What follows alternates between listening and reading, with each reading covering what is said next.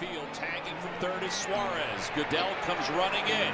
He's under it, makes the catch. Here's the throw to the plate. It's in the air. He is out! Cameron Rick hangs on! Oh, man, what a play! Deep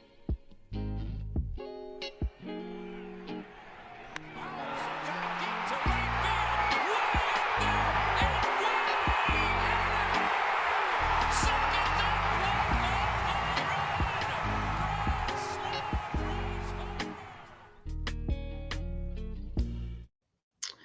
And welcome back to the Stupid Money Podcast. There's plenty of stupid money to talk about, but it's not from the Phillies as the winter meetings have concluded last week. And after being maybe the most active team at the winter meetings last year, the Phillies were the least active. I mean, there were a lot of inactive teams, but they were among the least active teams at the winter meetings last week by doing virtually nothing. And it seems like that might be a trend for the rest of this offseason, actually.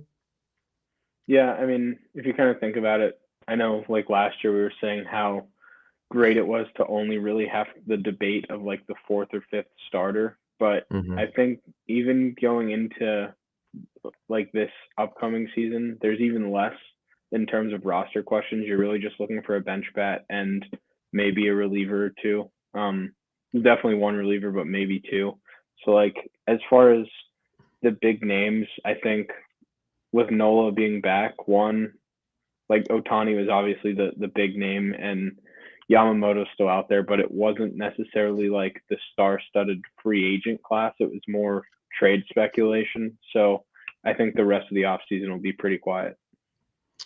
Yeah, I mean, we kind of hinted at that too back when we did our offseason predictions that it was pretty much going to be one big pitching move, maybe a second, like a Sonny Gray, which isn't huge, but it's still significant. And then, it was going to be filling around the edges. And it seems like they're not even, I think the Taijuan Walker contract has them a little tied up in terms of adding another pitcher. I know, we both have stated that it's something we wanted to see because of what went down the playoffs last year where you didn't trust a fourth guy and it kind of screwed you in that game 4 in the NLCS, where you had to use guys earlier than you wanted to, and then you had to bring in Kimbrel late and it didn't work. So that obviously was something we want to see fixed. But I think from just kind of looking at this, I feel like this team is going to see what happens in the first half and then possibly be pretty aggressive at the trade deadline if needed. I mean,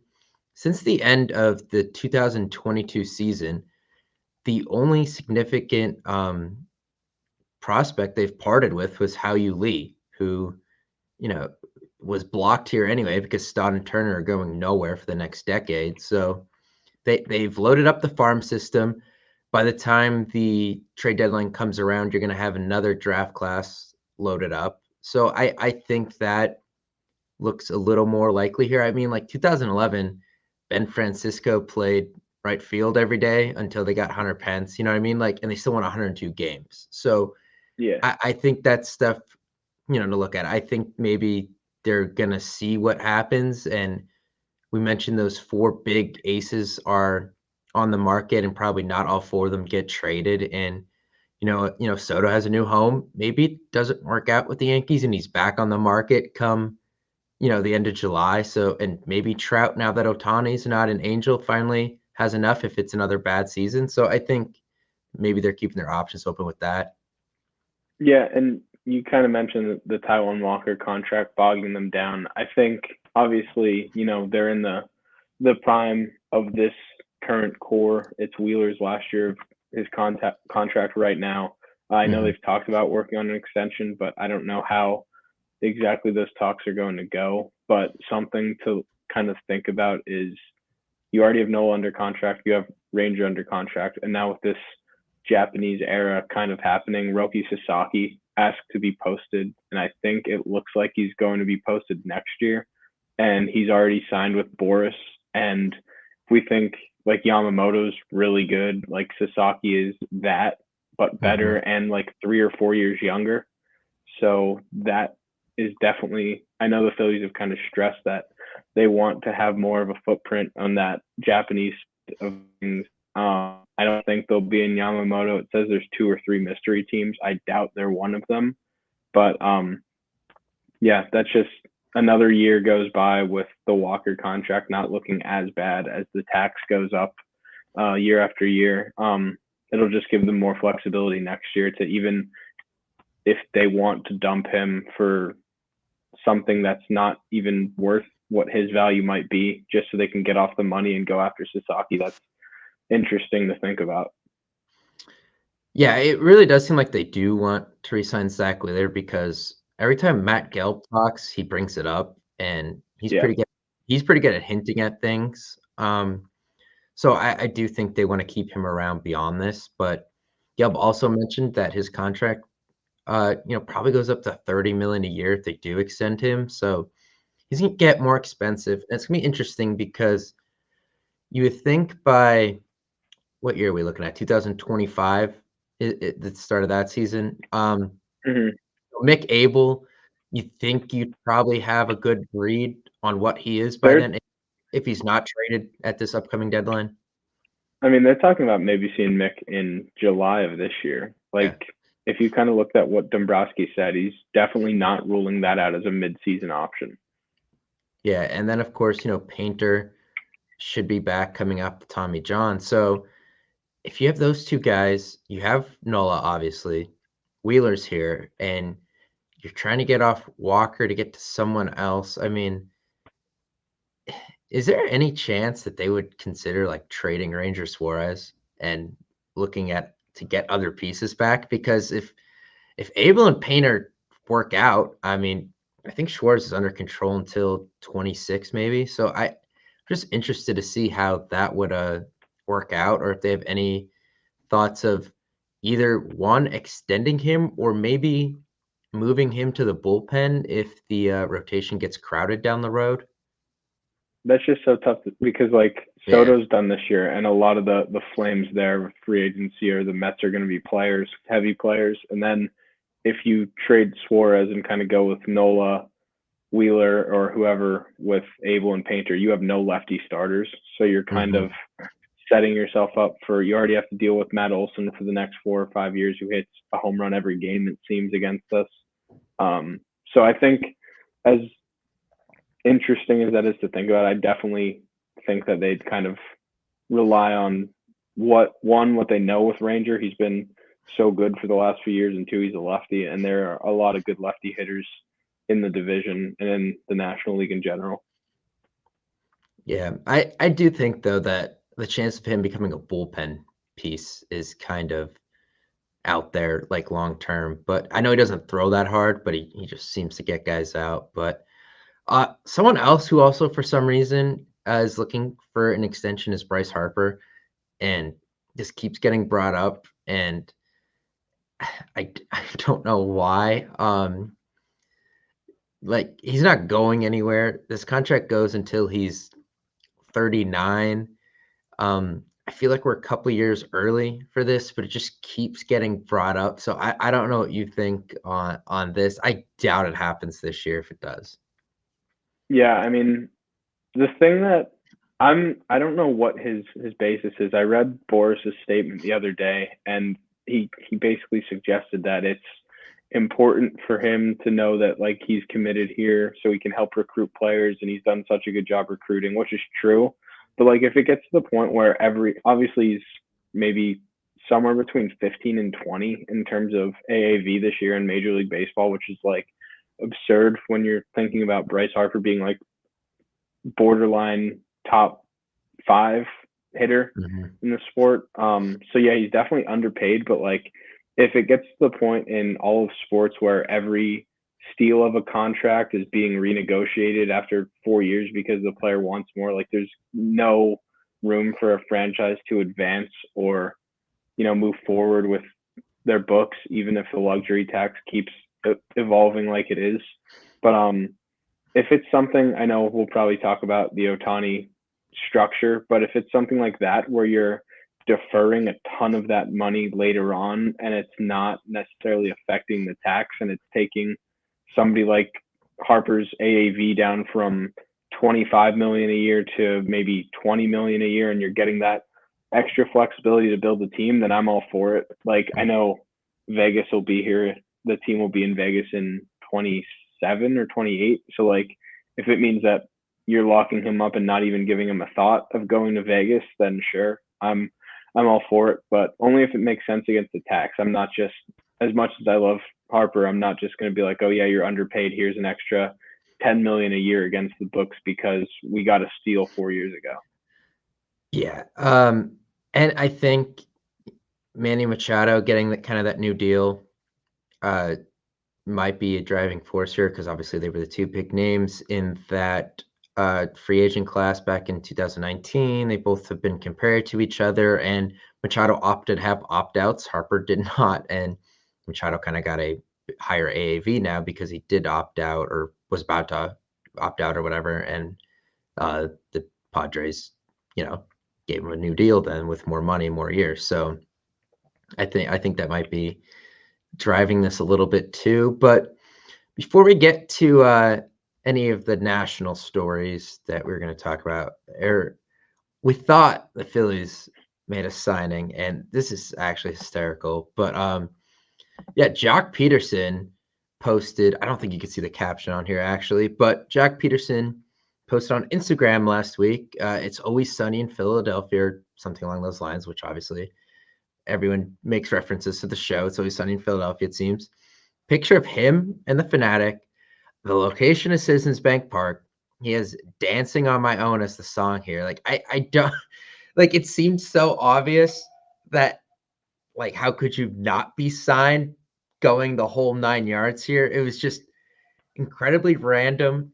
I know he doesn't really fit with this team from like the standpoint of he's a lefty and should probably be a DH. But he's a proven winner, someone that would really help this team in the playoffs, I think. But it was not true. Everyone has reported that these two sides have not even spoken at all this offseason.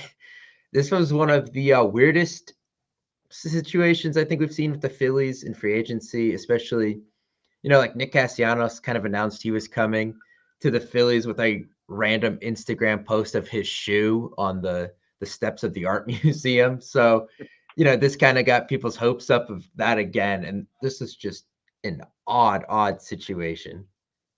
Yeah, I think the only, like, I don't really know where his fit would be, because I think, like, he's not a world beater by any means in terms of like production. I think he hit like 240 last year with maybe 20 to 30 home runs, maybe more. But I think I know he's in 16.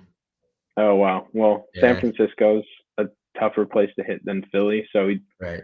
probably. But like, the only reason it would make sense is if it's like, yeah, Jake Cave's gone and he's our lefty bench bat, which then I'm all for. But I think just seeing his track record throughout his career, one, he wouldn't want to do that, and two, he'd be too expensive to be a bench bat. So like, as fun of like an hour or 2 hours that whole rabbit hole on Twitter was, trying to figure out what was going on, like, it just didn't make sense in terms of roster fit or money or anything.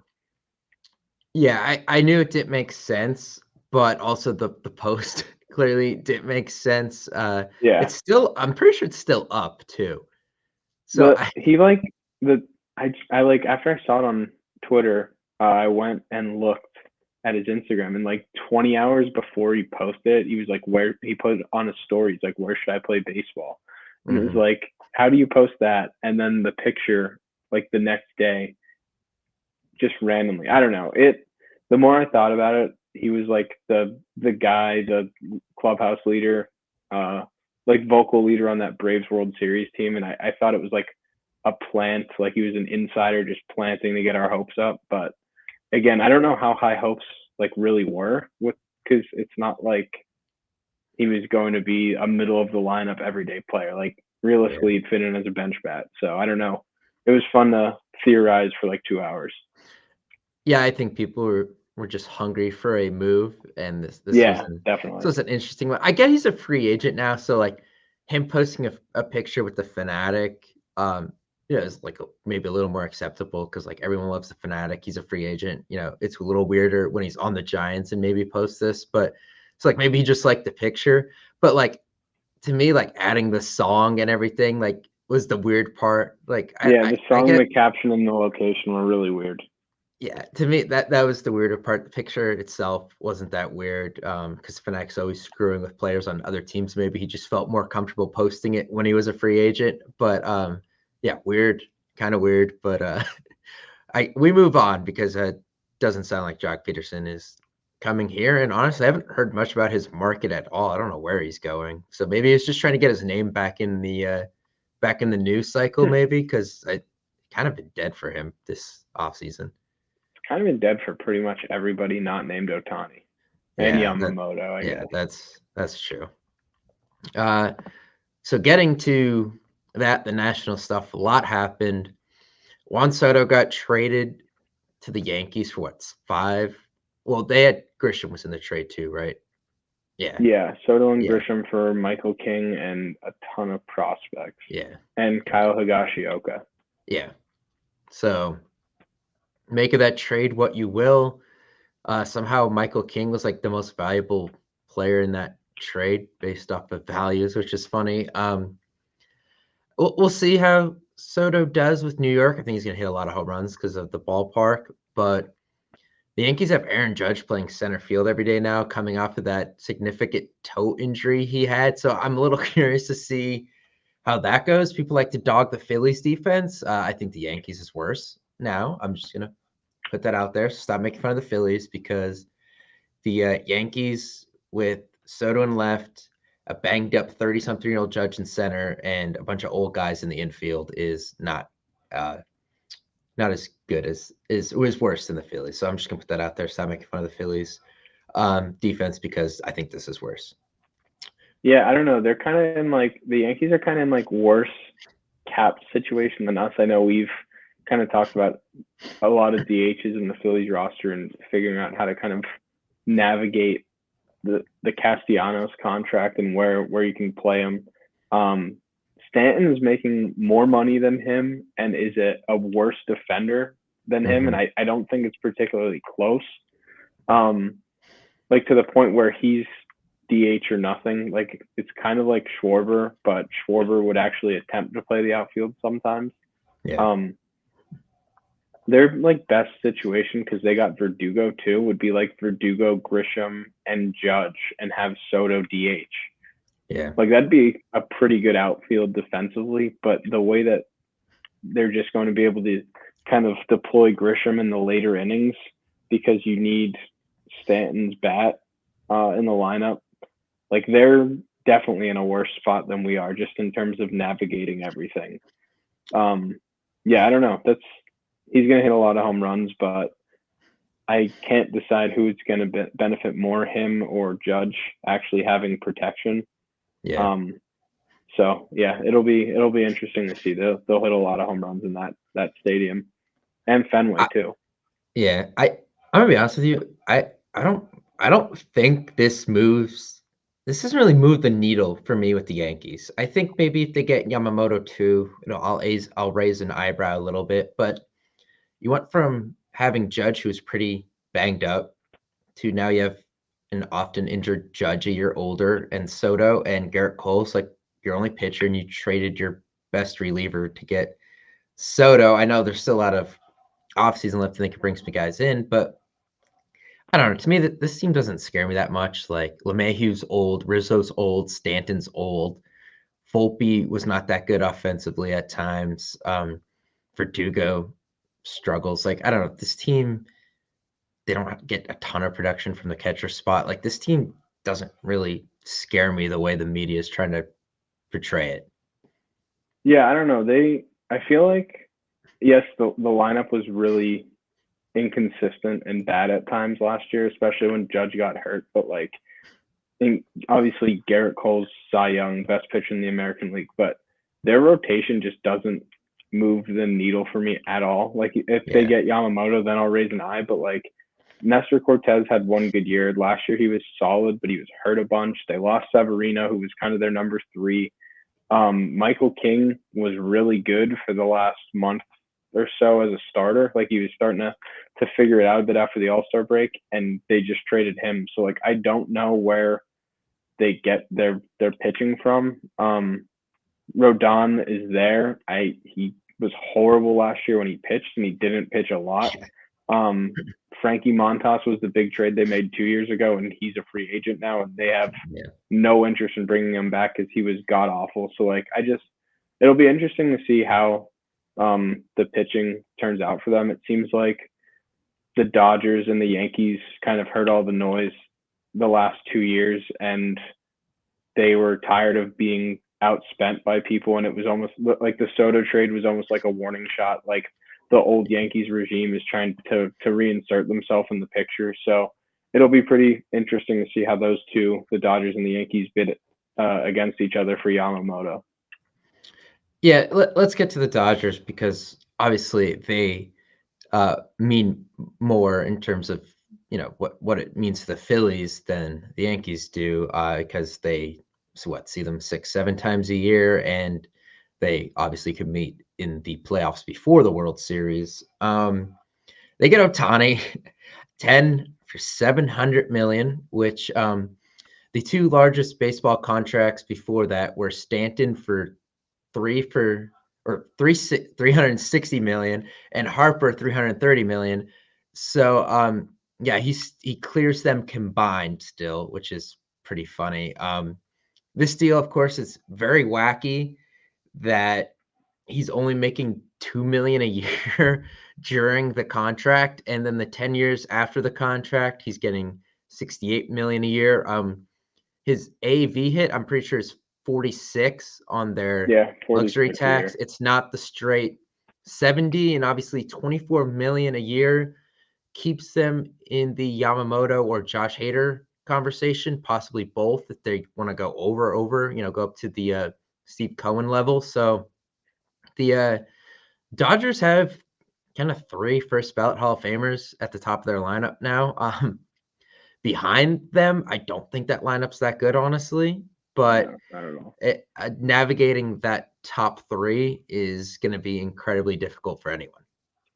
Yeah, it's absurd that they aren't, because they did nothing last offseason. They kind of just stood stagnant to reset their tax. They got rid of some guys and reset everything, so they were under the first tax threshold. They just signed a guy to $700 million, and they're still under the first tax threshold. So like, I don't know. I think I saw on Twitter somewhere that the Nationals tried to do this deferred money type thing with Harper and Soto, and they both said no. So like, I guess it's good for Ohtani because the 700 million would have turned to 340-ish with the California taxes, but now he can collect that 680 million after without interest or tax. So like, he'll get the full thing. And he has enough endorsements in that sense where it's not penalizing him too much. But I don't know. All this tells me is that we're in for another lockout in whenever the next CBA negotiations are, because it's just going to be a warfare in terms of what the deferred policy is between the players and the owners. I can't decide who it benefits more, because obviously, like, the Dodgers owners right now are kind of thinking, well, that's a problem for whether it's us or the new ownership group in 10 years. Like, we'll figure that out when we get there. But at the same time, like, nobody makes as much endorsement money as Ohtani. So, like, I don't know if players are going to want to do that in terms of deferring the contract. So I think it's going to be hell in 10 years, but I don't know for who. Yeah, I think Ohtani is probably the only player who could get away with this because of his endorsement. Like the amount, I apparently made 40 million off endorsements last year, and we need to remember he's very popular within the baseball community in the United States, but he's also the LeBron James of Japan, and he's pretty much everywhere over there. So he's making a ton of money from them. So, so that clearly helps him. So, yeah, I don't think it really works with many other athletes, definitely in the sport of baseball, because I think he made 40 million in endorsements. I think he made $40 million in endorsement money last year. Yeah. So, like, it's absurd. Yeah. So dude's making a lot of money. Gonna probably I get between the contract endorsements, like it's gonna be worth like $2 billion probably by the end of his career. So that'll be good for him, I guess. Yeah, the Dodgers though, interesting team because Kershaw's getting older. You have Bueller coming off the Tommy John, and Ohtani can't pitch this year, so they probably need Yamamoto just to kind of have a competitive lineup. May got Tommy John too, right? For the The second redhead. time, yeah, he got Yeah, it last summer.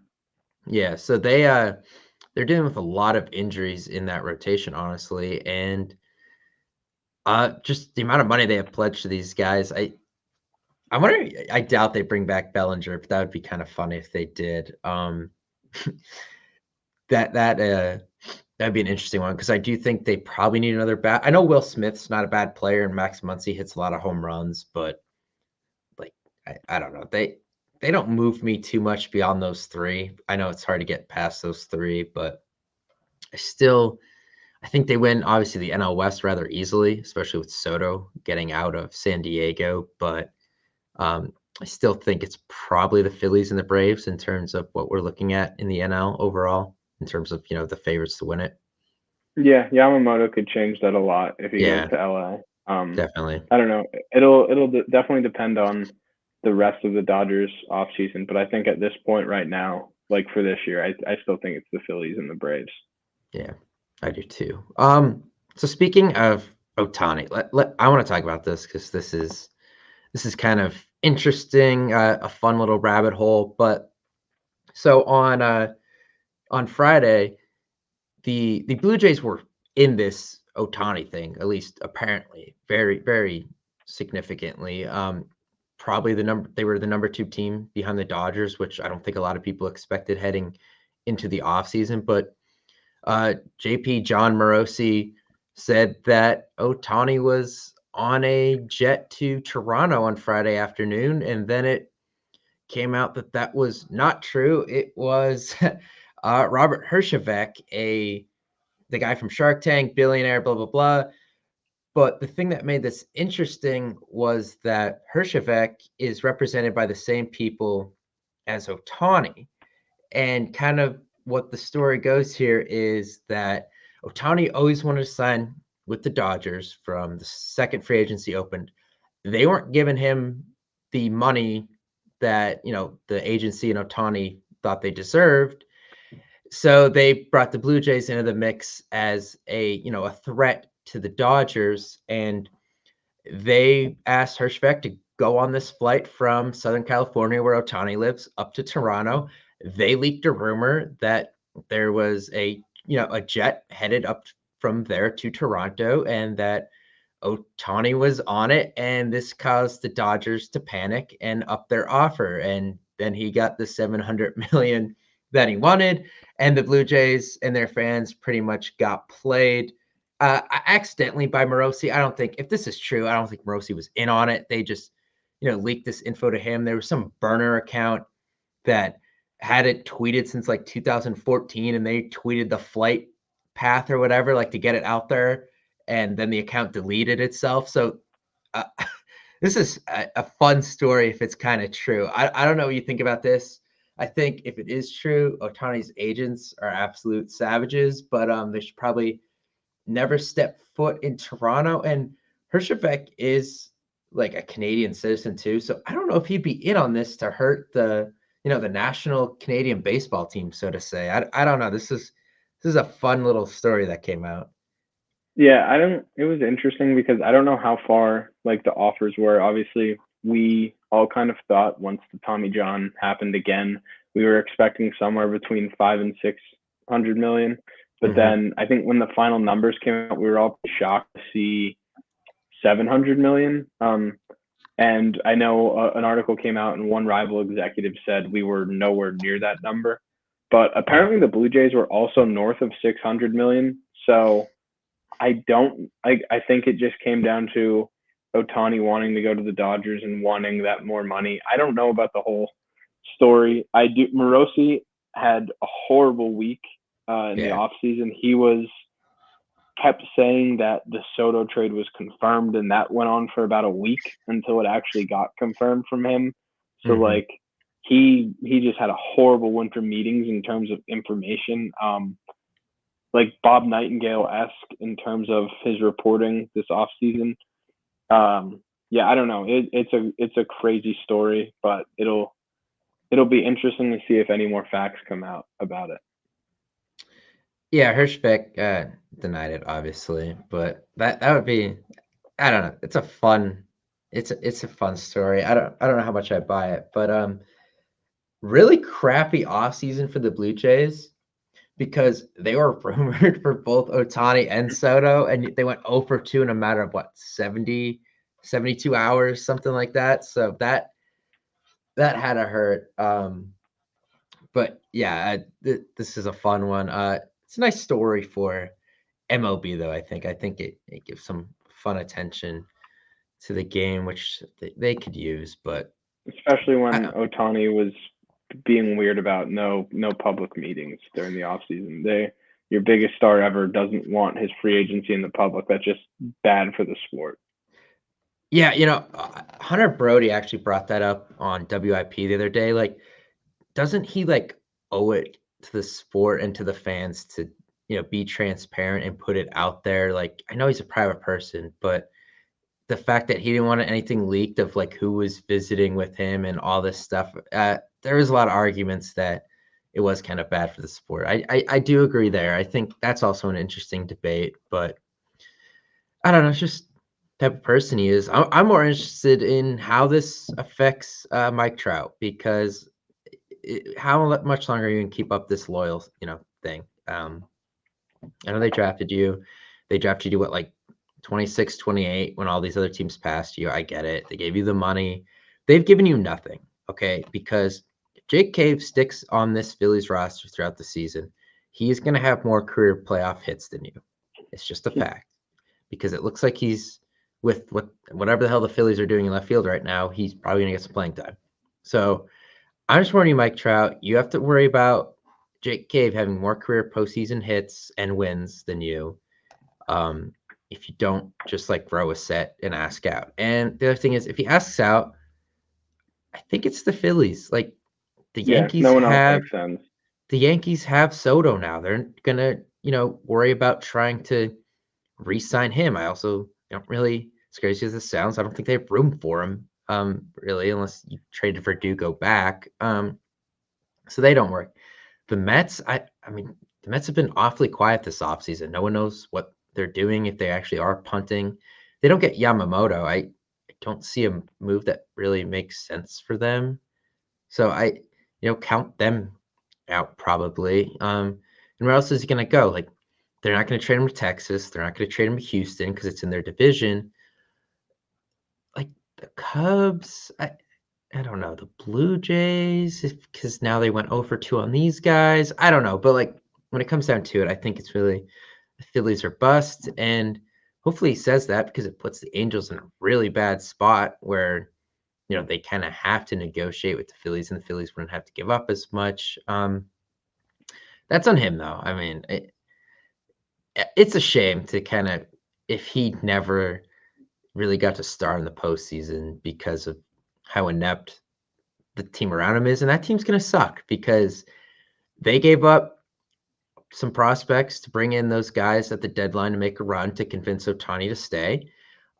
Thus, prospects, all the guys they traded for to make the run, walked out the door, and Ohtani left. So it is pretty much just Mike Trout and Anthony Rendon, whose 2019 stats with the Nationals is still better than his cumulative stats since he joined the Angels. So, I mean, dude, I think it's time to wake up and say, all right, thank you. But, kind of like Roy Halladay and the Blue Jays. The Blue Jays pretty much agree. They're like, yeah, we kind of suck. You've done a lot of great things for us. You're a terrific player. You deserve a chance to go win. And I don't know if the Angels would ever do that, but I think Mike Trout needs to say something.